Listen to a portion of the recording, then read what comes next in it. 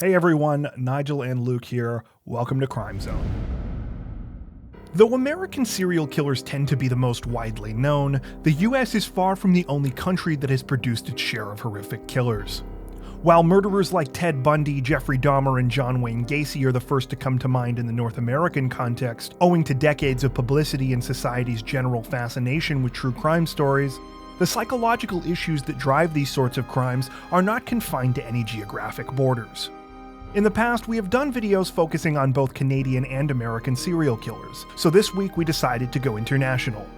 For this list, we will be looking at some of the world's most notorious serial killers, focusing on things like number of victims, the brutality of their murders, and the lasting impact of these crimes. Before we get to the main video, don't forget to subscribe to Crime Zone for more true crime content like this, making sure to hit the notification bell to stay up to date with our latest videos. With that out of the way, here is our list of 15 notorious serial killers from around the world.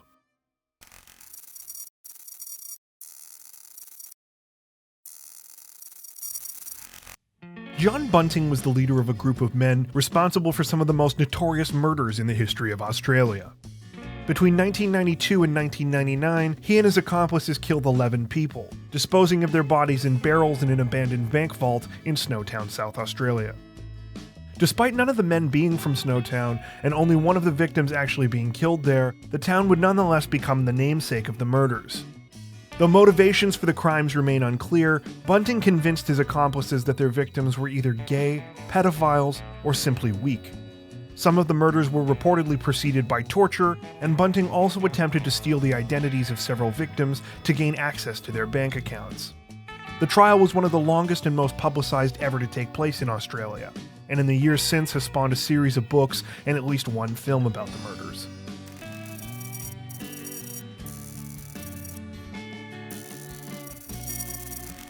Yoo Young-chul's year-long killing spree originally began with the murders of several wealthy senior citizens in September of 2003. After breaking into their homes, he would bludgeon his victims to death with a hammer before staging the scene to look like a robbery. Later, he would say these crimes were motivated by a hatred of the rich brought about by the poverty he experienced as a child. After being left by a girlfriend working as an escort, however, his focus quickly switched to killing escorts and masseuses for revenge. Aside from the murders, he also admitted to mutilating and partially cannibalizing the remains of several of his victims. In all, Yoo was convicted of the murders of 20 people and actively thanked prosecutors for advocating for the death penalty. The case sparked a national debate in South Korea over capital punishment, though Yoo is still currently alive and detained in the city of Seoul.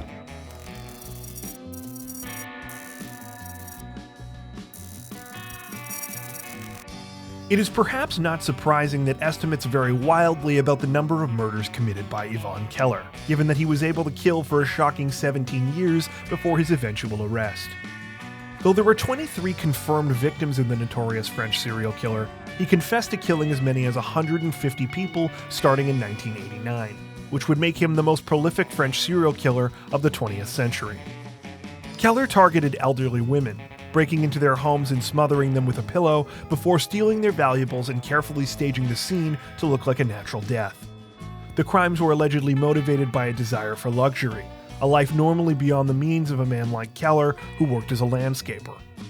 After his arrest in 2006, he committed suicide while in custody.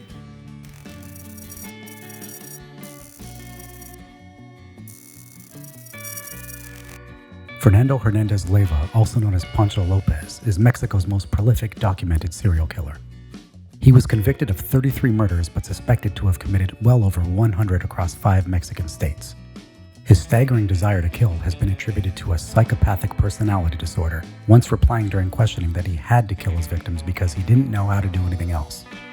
Though he was arrested twice in the 1980s, he escaped from his cell both times before finally being recaptured in 1999, where he was put under maximum surveillance. He attempted suicide shortly after being apprehended, but was unsuccessful. Amazingly, Leyva may still have a shot at freedom. If he lives to complete his sentence in 2049, he will be eligible for release at the age of 84.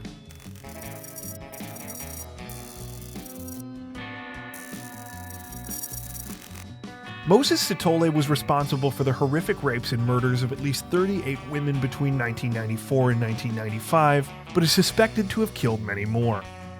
His crimes have been dubbed the ABC murders, owing to the order in which they transpired in the cities of Atteridgeville, Boksburg, and Cleveland, but he has also been referred to as South Africa's Ted Bundy. Sithole would lure women by offering them job interviews with his fake charity, after which he would take them to remote locations to rape and murder them. Even more horrifying, he would sometimes phone the families of victims for no other purpose than to taunt them. After his capture, Sithole was sentenced to more than 2,400 years in prison, the product of consecutive sentencing for 38 murders, 40 rapes, and 6 robberies. He would be legally required to serve at least 930 of those years before being eligible for parole.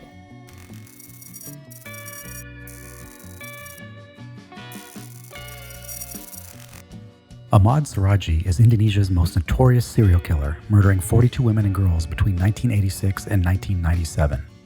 A cattle breeder and shaman, Suradji believed that he possessed magical powers, and many of his victims were female clients who sought his guidance on things like maintaining beauty and acquiring good fortune. Suradji claimed he began killing after his deceased father appeared to him in a dream and commanded him to drink the saliva of 70 dead women in order to become a mystic healer. As part of a ritual, he would bury his victims in the ground up to their waist before strangling them, later disposing of the bodies in a sugarcane field near his house. The heads were always buried facing his house, which he believed increased his supernatural powers. Suradji was sentenced to death by firing squad and executed in 2008.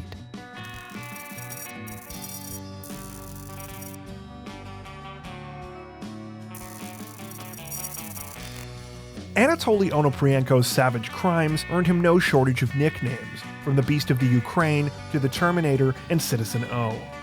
In 1996, he confessed to the murders of at least 52 people, after finally being caught during a massive manhunt 7 years after his first killing. Onoprienko would often murder entire families at one time, subsequently setting their houses on fire to cover his tracks. He was also known to kill any witness unlucky enough to spot him. He alleged that his brutality was fueled by the childhood trauma of being given away to an orphanage by his father, who had continued to care for an older brother. He managed to escape the death penalty, however, as by the time of his arrest, the Ukraine had started to adopt policies more similar to those of Western Europe. He died in prison in 2013.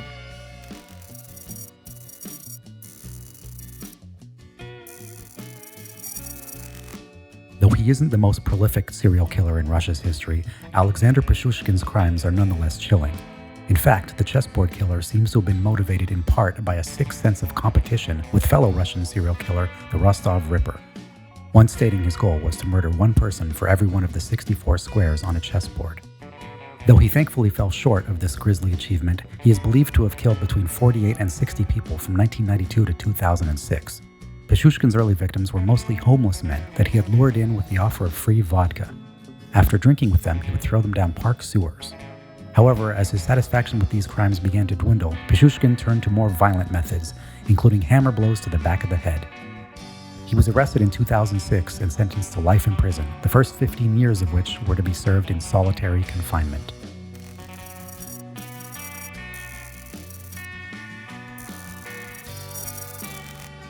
Having committed 67 murders and almost 24 rapes between 1999 and 2003, Yang Xinhai is China's worst confirmed serial killer since the establishment of the People's Republic in 1949.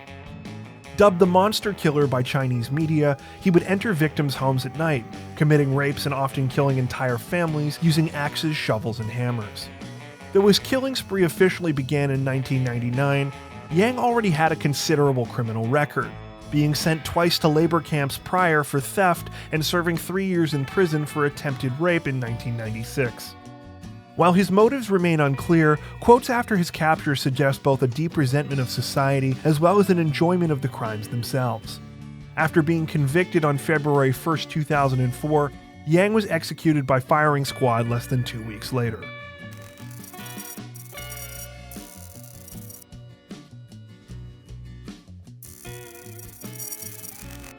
Though not much is known about the brutal Indian serial killer Kampatimar Shankariya, reportedly killed more than 70 victims between 1977 and 1978.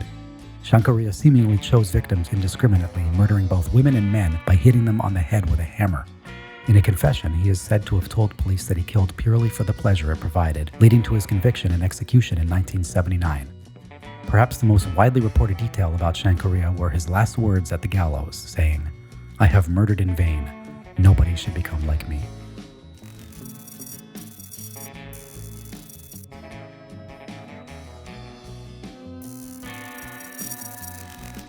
Pedro Rodrigues Filho was just 14 years old when he committed his first murder, the deputy mayor of his hometown in Brazil.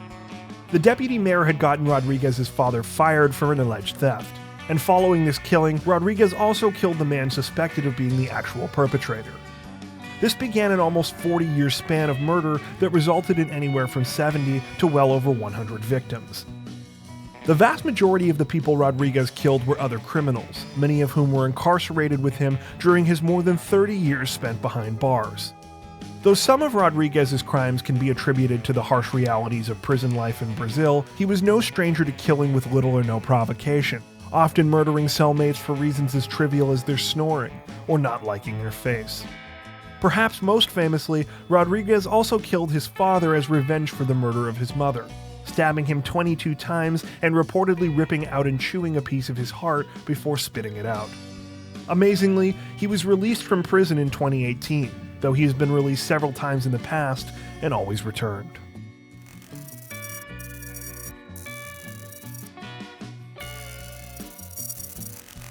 Like in many cases involving serial killers in the medical field, only a fraction of Niels Högel's true crimes were initially discovered. From 2000 to 2005, he used his position as a nurse to murder at least 85 patients while working at 2 clinics in Germany. Despite several red flags and the suspicions of various staff at his first clinic, Högel was merely forced to resign from his first clinic, receiving a glowing letter of recommendation which he used to acquire a position at the second clinic. Here too, unexplained emergencies and fatalities spiked, though again nothing was done by Högel's superiors at first. This finally changed in 2005, when colleagues caught him intentionally manipulating a patient's syringe pump to administer dangerous amounts of an unprescribed medication. An investigation revealed that deaths had doubled during Högel's 2-year time at the clinic, over 70% of which could be connected to his working hours there. Even so, the investigation initially only led to a short prison sentence and a temporary employment ban. Further investigations led to the creation of a special commission that finally uncovered the full scope of Högel's crimes in 2017. In 2019, he was sentenced to life in prison and convicted on 85 separate murder charges.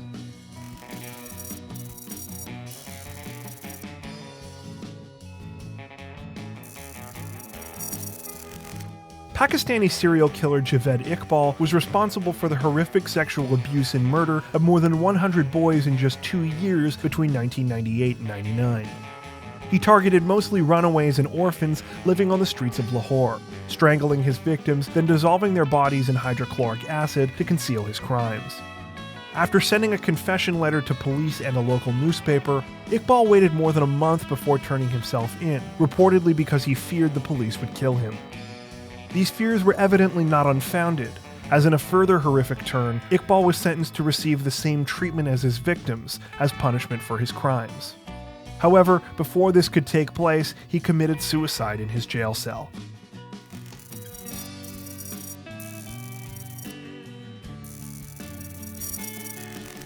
Owing to their similarly horrific crimes, comparable number of victims, and same countries of operation, we opted to give both Colombian serial killers Luis Gavarito and Pedro Lopez the number 2 spot on our list. Pedro Lopez's crimes took place first, where between the years of 1969 and 1979, he raped and murdered at least 110 and as many as 300 young girls, earning him the nickname the Monster of the Andes. After a failed abduction in a market in 1980, Lopez was arrested and confessed to killing dozens of girls. The police initially had a hard time believing the shocking confession, and were only convinced once a flash flood uncovered a mass grave containing the remains of many of his victims. Like Lopez, Luis Gavarito earned a nickname owing to the savagery of his crimes. Known as La Bestia, or the Beast, he has at least 138 victims and is suspected to have killed hundreds more, making him the most prolific serial killer in the world that isn't a medical professional. Like many serial killers on this list, he targeted vulnerable young people who were either homeless, poor, or orphaned. He was arrested in 1999 after more than 7 years of brutal killings that spanned Colombia, Ecuador, and Venezuela.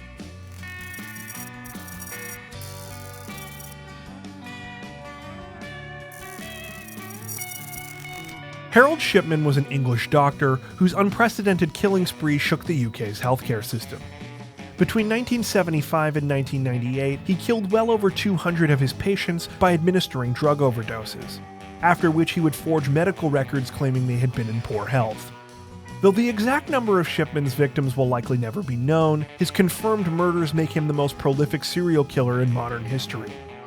In March of 1998, suspicions about the high death rate of Shipman's patients led to his investigation. Though the investigation initially turned up insufficient evidence, police refocused on 15 specific cases in 1999, eventually leading to his conviction in these cases the following year. It would take several more years of investigation, however, to understand the full scope of Shipman's crimes, leading to several changes in both the UK healthcare system and death certificate practices. In 2004, Shipman committed suicide in his jail cell on the eve of his 58th birthday. That brings us to the end of our list. Are there any killers you think we missed? Let us know in the comments below. And if you enjoyed our video, don't forget to like and subscribe to Crime Zone for more true crime content like this, making sure to hit the notification bell to stay up to date with our latest videos. Thank you for watching.